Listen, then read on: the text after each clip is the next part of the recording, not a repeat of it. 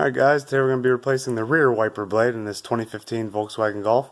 This is an 11-inch wiper blade. So as you can see right here, you just push in on this part here and the wiper will pull out. And here's the brand I chose. So go ahead and take that off. As you can see, I started to pull it out. All you do is push this in. You might need to get a screwdriver or something to get in there.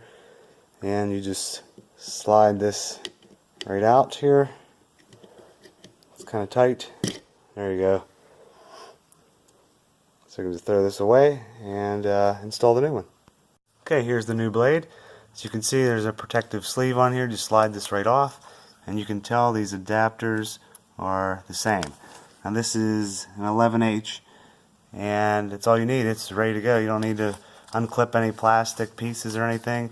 It's ready to go right on the wiper arm itself. So just slide that protective sleeve off the wiper blade and take the blade here and insert it into the wiper arm and just push until you hear the snap.